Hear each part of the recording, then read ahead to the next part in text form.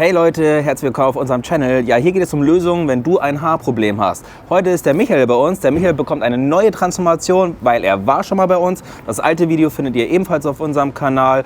Und ja, ich würde mich freuen, wenn ihr ein Abo da lasst. Und der Haarschnitt wird ein richtig geiler Sommerlook. Seid gespannt und let's go!